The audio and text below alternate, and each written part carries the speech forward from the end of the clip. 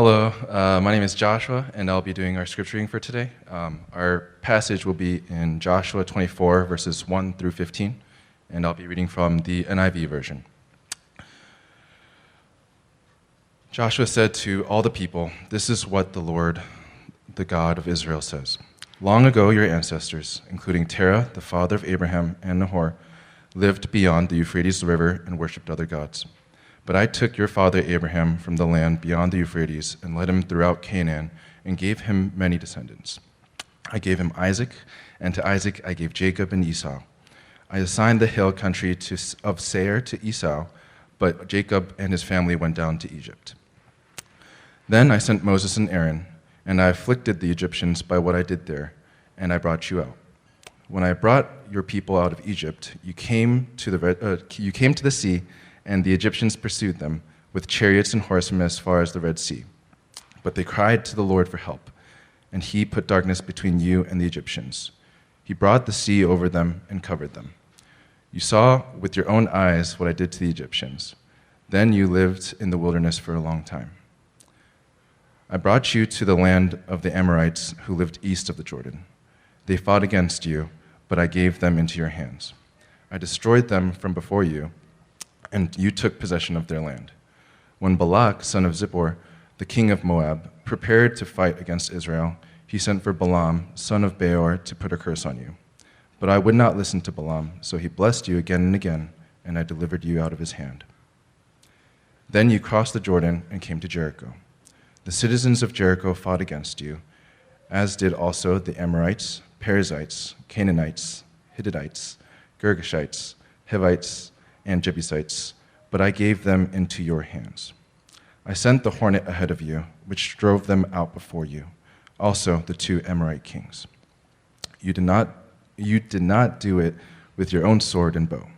So I gave you a land on which you did not toil, and cities you did not build, and you live in them and eat from vineyards and olive groves that you did not plant. Now fear the Lord and serve him with all faithfulness. Throw away the gods your ancestors worshipped beyond the Euphrates River and in Egypt, and serve the Lord. But if serving the Lord seems undesirable to you, then choose for yourselves this day whom you will serve, whether the gods your ancestors served beyond the Euphrates, or the gods of the Amorites, in whose land you are living. But as for me and my household, we will serve the Lord."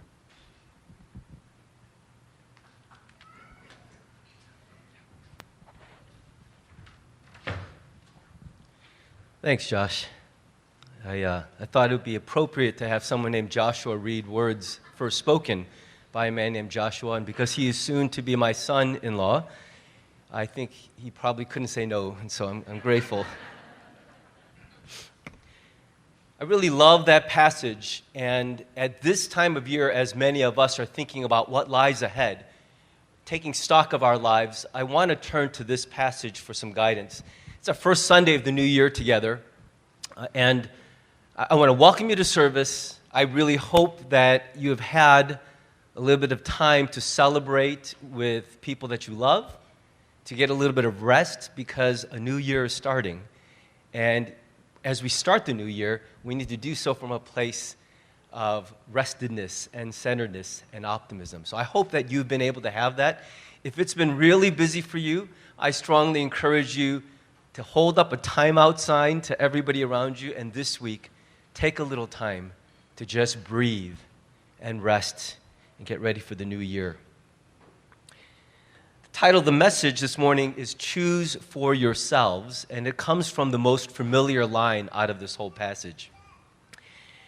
And if you think about the nature of time, I just heard on a podcast this week, the host said, "I think New Year's is kind of stupid." And I think what he was trying to say is this, it's like time just keeps rolling forward, one day after another. December 31st was a Saturday. January 1st was another Sunday. Sundays have followed Saturdays forever. And so what's the big deal? Why do we make a big deal out of this particular day over others? And so some people find that to be silly and arbitrary, but for as long as human civilizations have existed, people have devised ways to mark time, because if we can't do that, I think something in our human nature will go insane. We can't just exist without having some framework to mark our progress in the movement of our lives through time. And so for many, many civilizations, there have been cyclical ways of measuring time. Calendars, where in our Gregorian calendar that we've been using, we mark life in years, 365 days at a time. And that might seem arbitrary to some people, but I think it's a really important occasion to pause and say, this is the start of something new, even though it's just another day. It's a good point in my life and in your life to take stock of where we've come from, where we are right now, and where our lives appear to be headed, given the trajectory we're on right now. How do you truly feel about where you are? Is your state of life right now something chosen? Is it something chosen for you? Are you on autopilot or are you driving somewhere? I can't tell you how many times I've had appointments somewhere else to start my day, and I mindlessly end up in the parking lot of our church building. I'm like, why am I here? Because I drive there every day, and so I'm late to an appointment that I could have been on time for because my brain kicked into autopilot and I just ended up going where habit took me.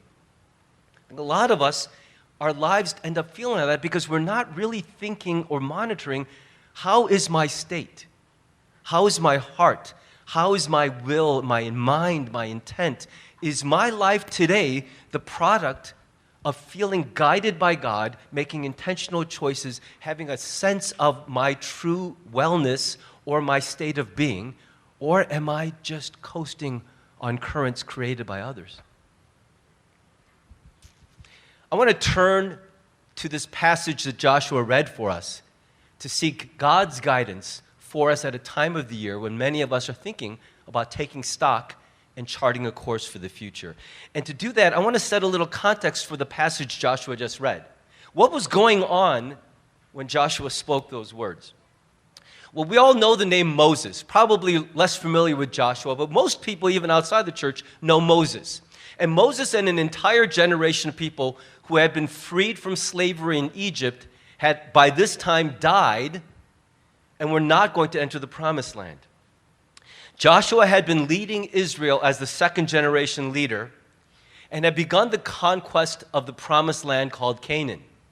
They'd enjoyed a number of military victories, and for many years now, God had granted peace from their enemies. There had been no war for a while, and so in this context, Joshua and the people are beginning to settle the promised land. As Joshua calls the people together, he has grown old, he's grown frail and ill, and he senses that the end of his earthly life is approaching, and so he's gathered everyone around him, and what Joshua read for us this morning was essentially Joshua's farewell speech. It's his parting words to the people he's led for his entire life. And that's the context in which he offers these famous words of invitation and challenge. Now, probably the most well-known words in this whole passage are in verse 15, where he says, "Choose for yourselves this day whom you will serve." And then we skip a few lines and we say, "But as for me and my household," what? "We will serve the Lord." How many of you have that cross-stitched somewhere on the wall in your house? Or right? Some people have it in those stickers. It's very common. You walk into a house, they either have the Lord's Prayer or that painting of an old guy praying over a piece of bread, or you have the Serenity Prayer, or you have that, right? Those are the most famous, well-known words, and they are the centerpiece of Joshua's farewell speech. But one thing I really treasure is that Joshua doesn't just jump immediately to a word of challenge and recommitment. He begins in a very interesting way. He begins with, if this is a 15-verse passage, 13 of those verses are spent with Joshua taking them down a very abridged version of memory lane. He recites their history. And if you know the history of Israel, what Joshua read, though it felt long, it's as Cliff Notes as possible. Right? Do they still use Cliff Notes? I think they're called Spark Notes now, right? Whatever they're called. It's such a condensed version of their story. He reminds them of all kinds of things. He reminds them of how he chose their people from among all the peoples of the world. He chose their ancestors. He talks about how their ancestor Jacob had come into Egypt to be freed from famine, saved from famine, and had multiplied so much that they become a nation in that place. How they had fallen into captivity, been freed from that. How they were promised a rich, beautiful land. And as they were heading there, one after another, God granted them military victories. So he's recounting the story of their origins, of their ups and downs, of the many victories that he's granted, how even as Balaam tried to give false prophecy, curses, he turned those curses into blessings. And then finally, in his last words of this memory lane, he says, you are now living in lands and in cities that you did not build, and you're eating from food sources you did not cultivate. Everything you're enjoying right now was built by other hands and given to you by my hand. So here's what God is doing, is before he calls them or us to any kind of recommitment, he is reminding them of the long history of his commitment to them. This is so important because I think we've all experienced life under people, under the authority and leadership of people who kept asking us for new things. I demand loyalty, I demand faithfulness, I demand obedience, I demand commitment. And yet if we struggle to look at it, we're like, but what have you ever done for me? God isn't that way at all. Some of us may have worked for bosses like that or studied under teachers like that. Maybe grew up under parents like that. But our God never asks us for a commitment before he first demonstrates his commitment to us. In fact, I think it's insane to offer the whole of your life to a being who hasn't demonstrated that to you. You may call it religious faithfulness, but I think it's insanity to give everything I have to someone that I'm not sure where I stand with them. God doesn't ask us to do that. That's the good news, is he always shows us this is the long history of the way I have always been there with you, for you. You are my people, and I'm asking you to make me your God.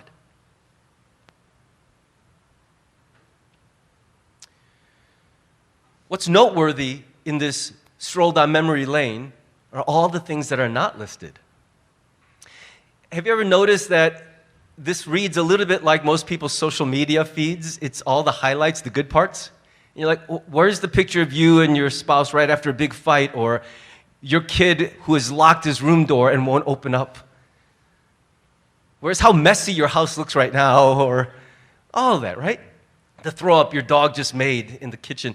We don't show that stuff, and yet that's also a very legitimate part of our story. The funny little bad things and the serious bad things, that's a very real, very honest part of each of our stories.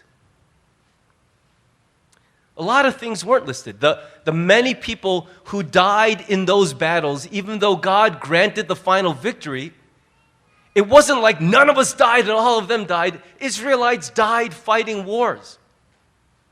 People hearing Joshua's words had lost a brother or a father or a son in those battles. They had eaten the same food and lived as nomads out of tents for 40 years, an entire generation, their fathers and their grandfathers, their mothers and their grandmothers, all perished, waiting, journeying to get to a land which they would never see. The pain of that loss stuck with them. They had faced hostility at every turn. Even their 40 years of wandering through the desert is only briefly mentioned, and yet those are very real parts of their story too. And I think that's some of the pushback we feel when we read these long lists of blessings are like, yes, those things may be true, but there's so much pain and so much loss in my story as well. And we have to reconcile the tension that creates for us. Here's the truth. I think those hard parts of our story would be there regardless. And that's a hard thing to recognize, is that we live in a broken world. It is so imperfect, full of pain and sin. And the actions and words of other people have deeply broken us. And our own words and actions have deeply broken other people. Both of those things are true. And if it were not for God, that would be the story arc of most of us, is we do our best to have a good life, and the world does its best to make our lives bad, and we seem to be partnering with the world to make a lot of messes for ourselves. And so the stories of loss and pain are a big part of just life in a fallen world. But every once in a while, when you look back on your story, the storyline takes a different turn. An unexpected, undeserved turn. There are moments, days, even weeks and years where there's so much grace, so much mercy, so much blessing, even against the backdrop of pain. And in all those times when that story arc takes a different turn, it's God writing a new storyline. And I believe what Joshua is saying to Israel is, there has been very memorable points of pain and loss in your story. But I challenge and I invite you to look back at your story and see that so many points in that story, amazing things happened that are not what should have happened. Jacob was living in Israel when a famine struck. And though he was fairly well off, he and his entire line would have died had they not been rescued by the son which they sold into slavery. That's a storyline that shouldn't have happened. Jacob and his whole family line should have perished from the earth, but they lived because of a miraculous provision from the least expected place in their lives. Then that story took another bad turn. As they grew more and more numerous, the Egyptians got threatened, and they enslaved the people, and for 400 years they groaned, laboring for people who owned them. And yet, God takes a man with a speech impediment and a criminal history, elevates him to the very top, and then sends him out, and with his very stuttering leadership, God frees the entire people. They are slaves no more. In each of these points, there was no power among those people to save themselves, and yet God saved them by his own hand. There are a lot of problems that we can save ourselves from, right? I mean, and I think that seems to be the goal of most of humanity is, how do I gather enough power and resources and networks to make sure that if I get into trouble, I can get myself out of trouble? And truth be told, and I'm including myself in that, the vast majority of hiccups and bad turns in my life, I can handle with my family and my friends. But in our stories, there have been times where we felt completely powerless to do anything about the situation we were in. Some of you are there right now. I remember when I was single, and I thought, how do I find someone who will actually love me as much as I love them? Do you realize how powerless a feeling that is? Like, you could fall in love with anybody, right? You could love someone so bad. Oh, I love you. I love you like an infinity. And they're like, thanks. Oh, that's nice for you. But you can't make them love you back, can you? Like, you'll be alone on this earth until you find someone who can do that. That's a miracle every time it happens. It's a miracle. We're powerless to create that reality. And yet somehow, for so many people, God does that. There are situations I've been in, you've been in, where we've exhausted every resource and we find ourselves still stuck in that place. I can't move. There's not much I can do about this. These are forces beyond my control. And yet somehow out of that mess, out of that stuckness, God delivers us in the most miraculous way. I look out at this room. I've walked with many of you for years. Some of your stories I know are miracles written by God, lives that are at a place today that they should never have been apart from the intervention of God. You've, along the way, developed strong character, amazing coping skills, but those things alone did not get you where you are today. At important points where we were powerless, God stepped in and was very powerful. And so he offers us the invitation to look backwards before we make a commitment about today and tomorrow. And the invitation is this: who has God been to you over the course of your story? How has God done things in your life which, apart from Him, your life will look very different today? How has He rescued you when you were helpless to rescue yourself? How has He blessed and provided for you in ways that were unearned and undeserved? Things just like the land and the cities, things you did not build that were just given to you. I count my family of origin among those blessings. I had no say in which family I would pop into this world through, and yet the family God gave me is one of the greatest treasures He could have given me. When has God forgiven you when you struggled even to forgive yourself? When has God sprung new life out of the ashes of something that died, where you thought there's no future? Where do I hope again? Where do I dare to love again? And yet God has sprung up new life for you. What's interesting is that in this stroll through memory lane, God doesn't just rewind the tape like 3 weeks or 3 months. He goes back 400 plus years. Because let me tell you my long history of faithfulness with you, and it starts centuries ago with men and women you've never met, but you've heard the stories. And I think He does that because sometimes we struggle to see the faithfulness of God in our lives in our recent past.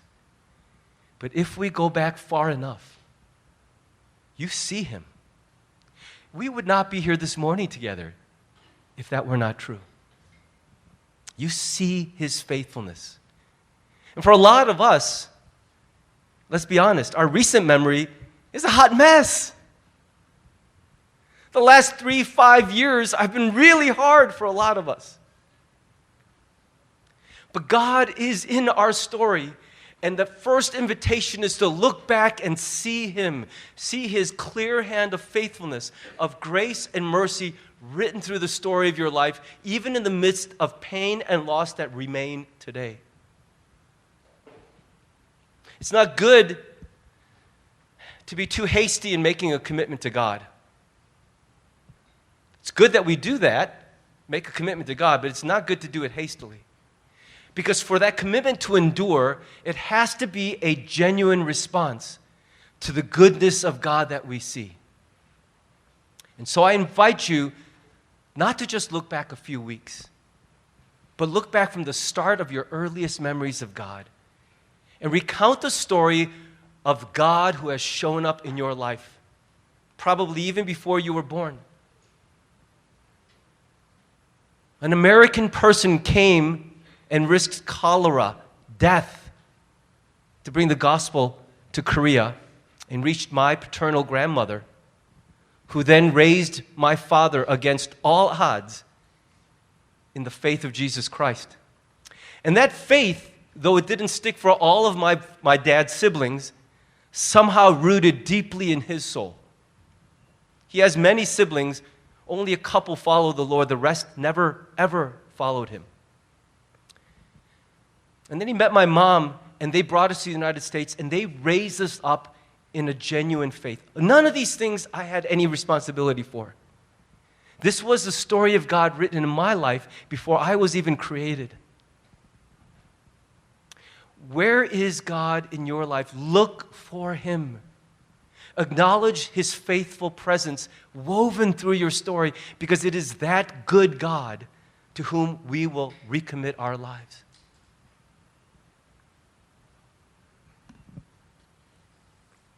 Let me give you a second point. Joshua then clearly, boldly calls the people to make a choice. I was not great at this when I first became a salesman at age 16. I was a clothing salesman at a store called Silverman's, which, looking back now, I realize was for second-tier nightclub type wear. And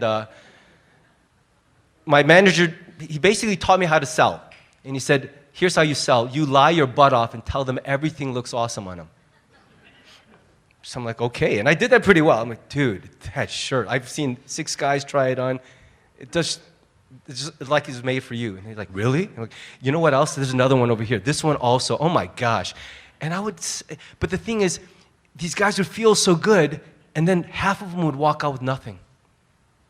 And my manager said, Dave, you can't just fluff them up and flatter them. You got to ask them to buy stuff. That's how you... And so this is important because I think Joshua isn't just reminding them how good God is so they can go home and go, isn't God so good? Like, that's important, but that's not enough. It's just go, oh, God is so good to us. We're so lucky. Awesome. It is this. He says, see how good God is. Now you choose Him. You choose Him. Make a choice. Because not making a choice is making a choice. You will serve something. No one lives for nothing. No one. Everyone lives for something. And so he says, you choose what you live for. Don't just mindlessly follow it. You choose it. And though he's addressing a whole nation, it's clear that this is meant to be a personal, individual, and household response as well. Here's the choice presented. You put away all the old gods, the other gods you were tempted to worship in other lands. And you choose the God who has revealed himself to you as an Israelite. What's interesting about those other gods is they're always associated with the lands that people lived in. He says, when you were over there, you worshiped the gods everyone worshiped. And isn't that the way it works? That's the nature of idolatry. We don't make up the idols. We sort of imbibe the idols from the air around us. What is everyone living for? Because that's the game I want to compete in and win. Right? So there are some friend groups where the most valued thing is intelligence, so you're working really hard to be the smartest dude in that group. There are other friend groups where the most important thing is to be beautiful or rich or well-traveled. So you're trying to figure out, in my circle, in my community, what is most prized, and I will live for that. What do I feel comfortable worshiping because everyone else around me worships the same thing? And that's the way Israelites picked up idols, other false gods along the way, is they realized everyone in this land values this. Why don't we just value it too? And so Joshua makes a clear call to them. You take those other gods which you were tempted to worship, and you put them away.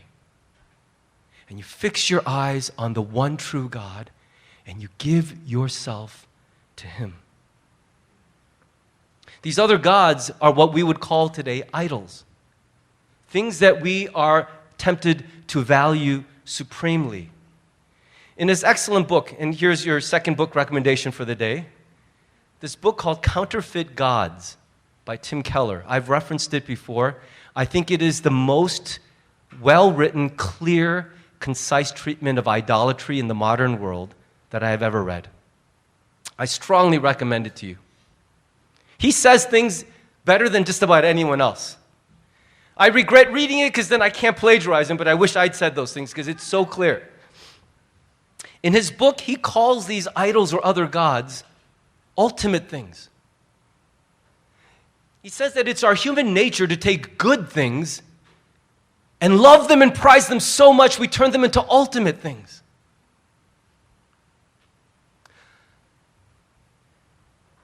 And when we turn a good thing into an ultimate thing, it is no longer prizing and valuing, it becomes worship.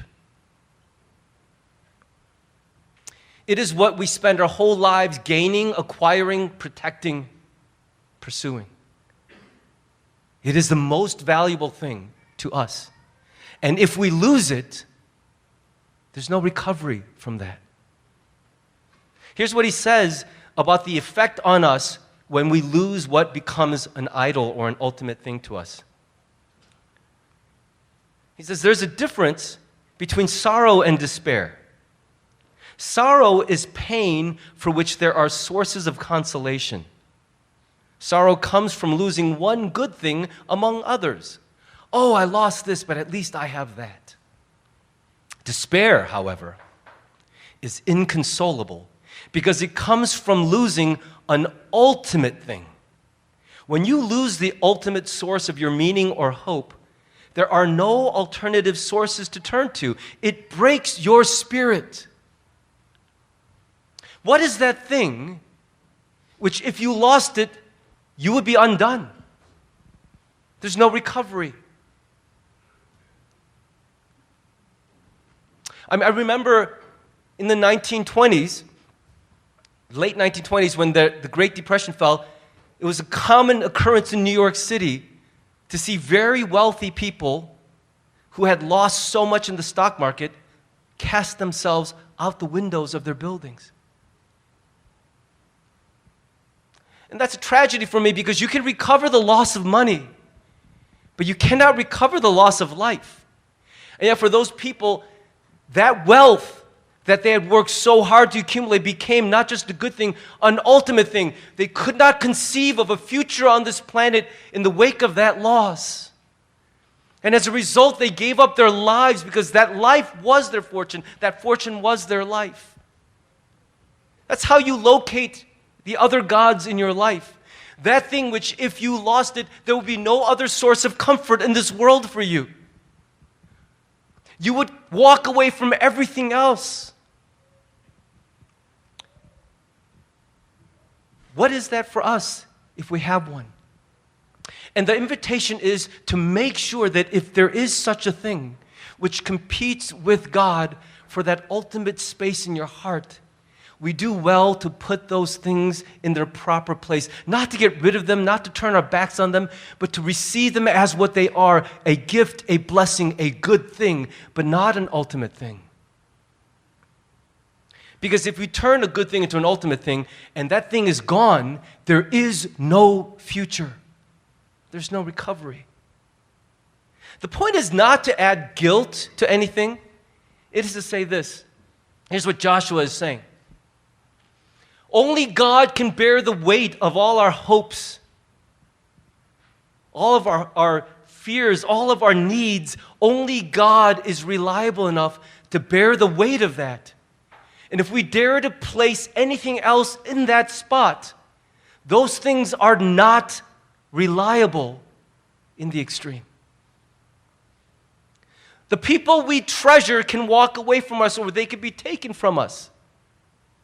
The fortunes we accrue can be lost overnight. War could break out. It has happened again and again in history, and the house you spent years building is blown up by a bomb, and you're just finding yourself wandering about with a suitcase and all of your possessions in that little thing. Nothing else on this earth can hold the weight of your whole being. And so what Joshua is offering, what God is saying to us is, choose God because there is no better anchor for your soul. Other things are worthy of love and of cherishing, but only God can bear the weight of your whole being. And you anchor yourself to a God who is eternal, unchanging, relentlessly, unconditionally loving towards you, has the power to keep every promise He has ever made. That is a worthy, better anchor for your soul. That's why we put away idols. It's not because God's jealous in the way we would be jealous. It's not because He's petty. It's because He loves us and He says you cannot afford to live a life where you've anchored your soul to things that are temporary, that are so fleeting, so unreliable. He wants you to have a future, and that future has to be anchored to one who is absolutely dependable and never ending.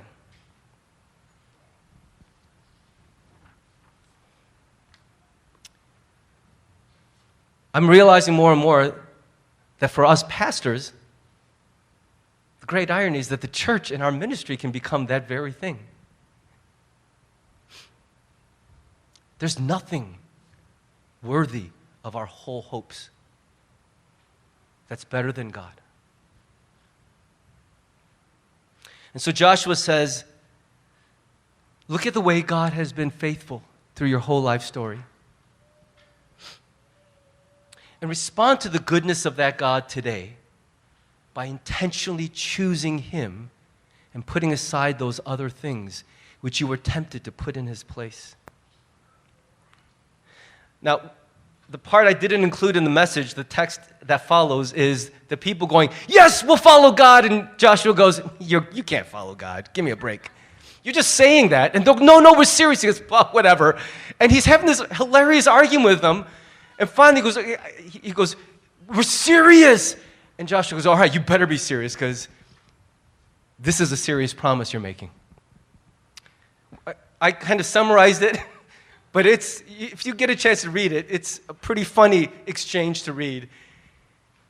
And I think what Joshua is doing there is saying, I want you to understand how serious this promise actually is. And in verse 24, it says then that Joshua makes a covenant for the people. And that's the last point. I called it raise a stone, and you'll see why in a moment. Joshua makes a covenant between God and the people of Israel. And a covenant is not a familiar word for us, but a covenant is much stronger than a resolution or a goal. Around this time of year, many of us make resolutions and goals. Probably anyone over 40 doesn't anymore because we've learned better. But lots of people make resolutions and goals this time of year. And those things are more... they point to our wishes and our hopes.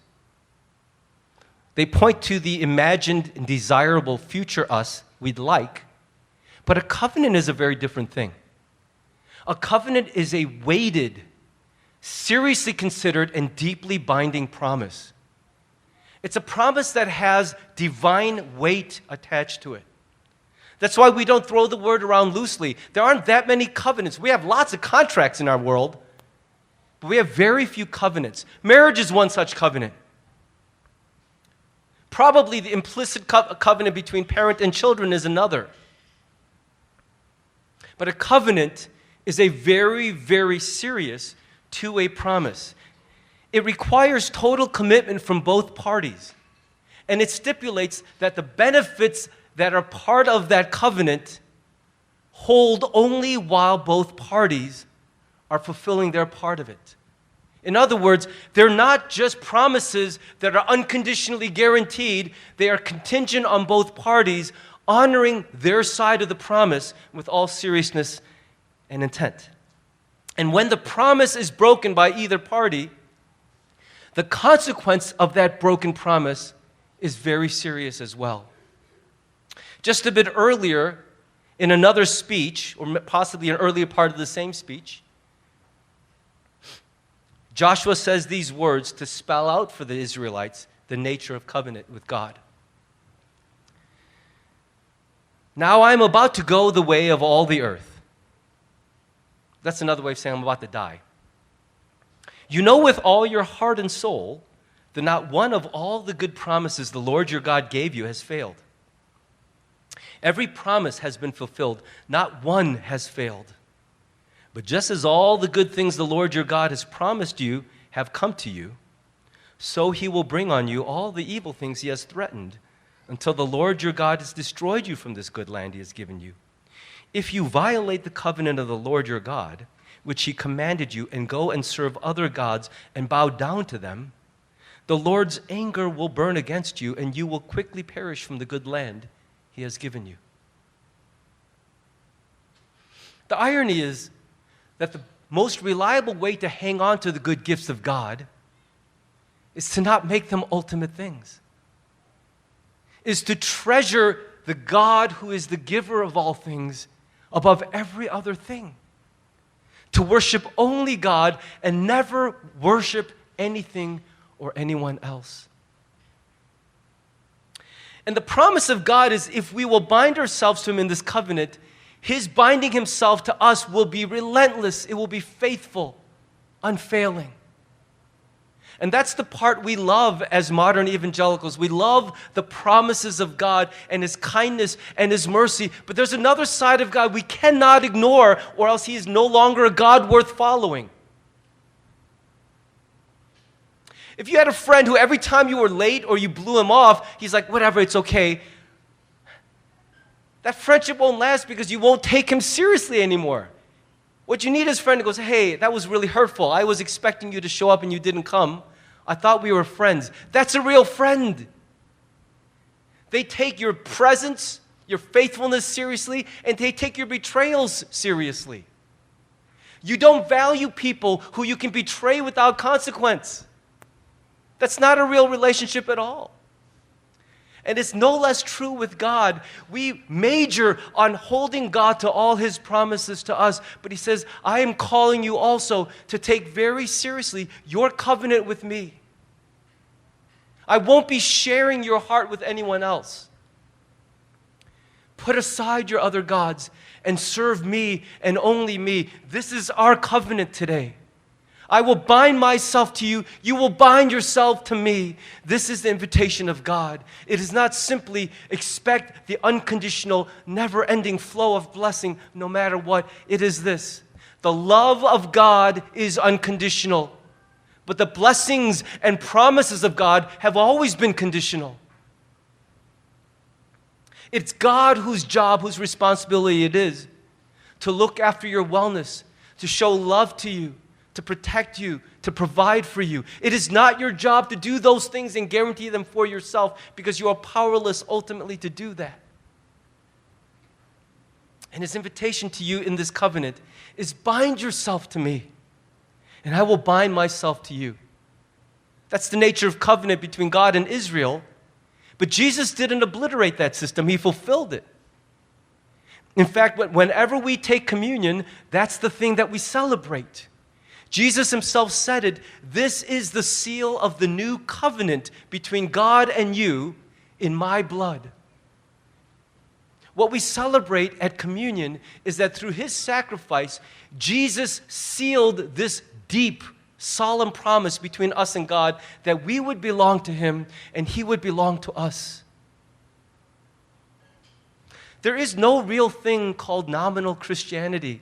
That's like being kind of pregnant. You can't. What God asks us for is all of ourselves.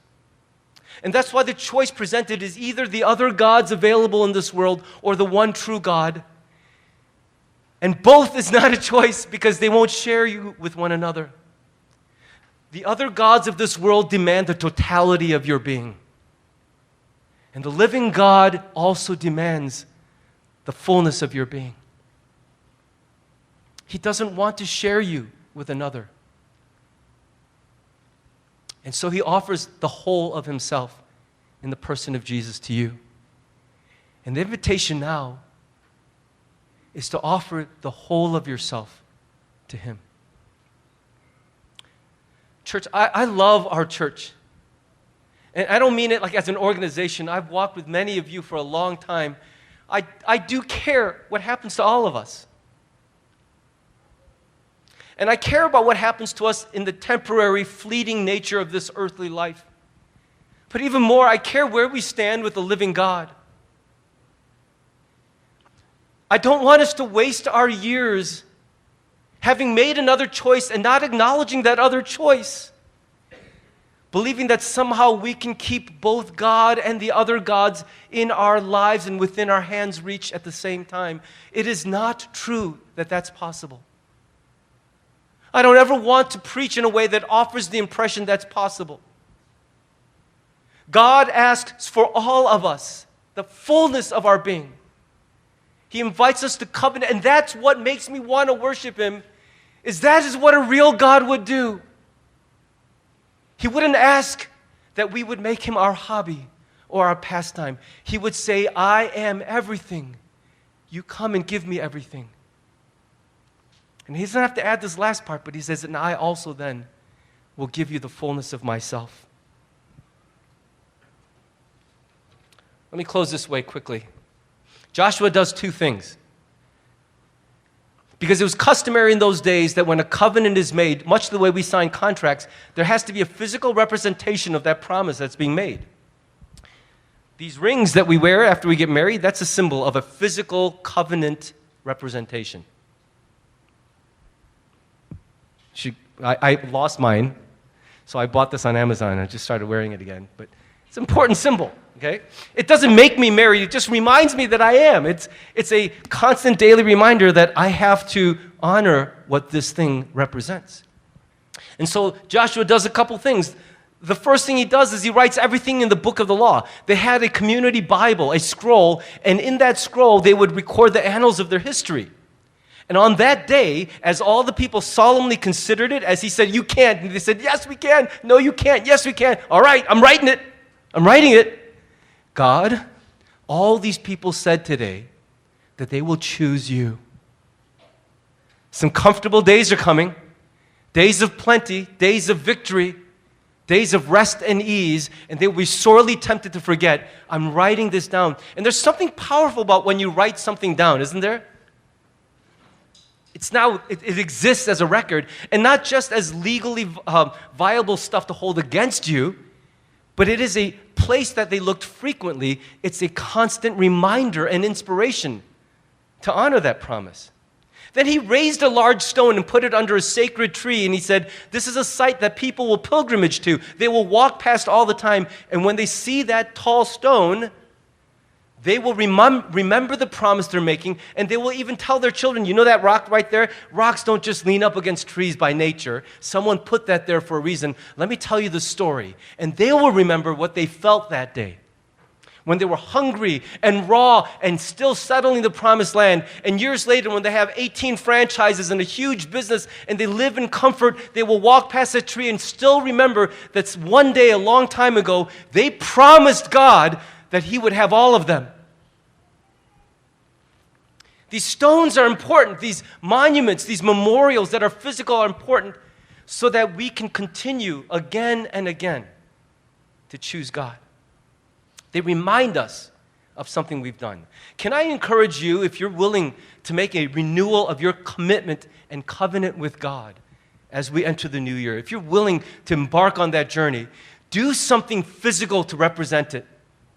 Some people choose for the first time in their lives to be baptized publicly as a symbol of that journey, that milestone. Other people write down a journal entry and share it with a trusted friend, because if writing something down makes it real, letting someone else read it makes it 1,000 times more real. Maybe it's a piece of art that you display in a very prominent spot in your house where you see it all the time, and while it may not mean that much to everyone else, every time you look at it, you'll remember the promise you're making. Maybe it's the dramatic putting away of something that you want to see die in your life. A habit, a vice. I've known many people who on the day they renew their commitment, though we as Christians are free to drink alcohol, that was their idol, and they took every liquor bottle in the house, poured it in their backyard, big bald patch in the lawn, but they just got rid of it. It was a symbol. It's like, this is my new beginning. I'm doing a physical act to mark what is happening inside. I even had a friend who got a tattoo, the first and only tattoo ever on his arm, to mark this important day of spiritual renewal. I actually think that's kind of cool. I saw his tattoo. I took a photo of it. If and when I get my first and only tattoo, it's going to be the exact same piece of art. It's the Lion of Judah. It's awesome. Whatever it is that's meaningful to you, don't just make a quiet, secret, internal promise. That's the first place it should happen, is between you and God. But do something that will remind you often that I said yes to God on this day, and I meant it. Because there will come a day when I'm sorely tempted to forget what I said. I mean it with my whole being now, but tomorrow I might forget. Many of us in this room once made a life-changing commitment to God. We said a big yes to Him, and that laid an important foundation for our lives. Jesus responded to that big yes by coming into our lives and binding Himself to us. He holds on to us tightly. You don't have to doubt that first big yes which you said to Jesus. But like any relationship, we don't just choose once. We choose again and again and again. That's why at times of the year like this, we offer that encouragement, that invitation. Renew your covenant commitment to the one true God. Because otherwise, We will be in danger of living for tomorrow and today on the fumes of yesterday's promises. And that doesn't work. Choose for yourselves this day who you will live for. Choose. That's the invitation. Don't sit on the fence. Don't try to straddle both sides. Choose. Somewhere in the depth of your heart, choose. Why don't we pray?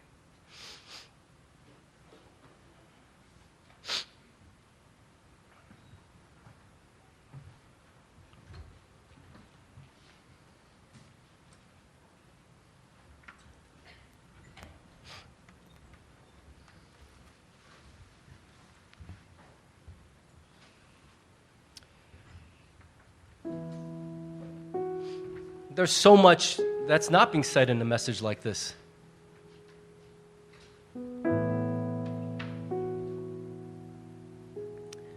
There are private battles many of us are fighting, searching desperately for God in a reduced capacity to see Him.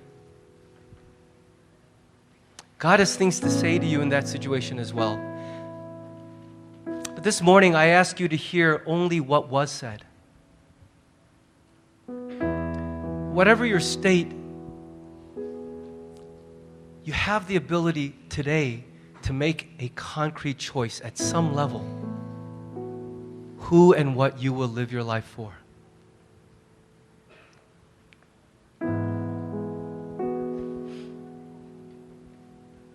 Don't assume by default that it is God. Choose today. You say to God in your heart, I choose you again. God, I want to follow you. I said it once a long time ago and I meant it with all my heart. Help me say it again today, whatever it costs me. You come first. You are ultimate. You are the anchor for my soul.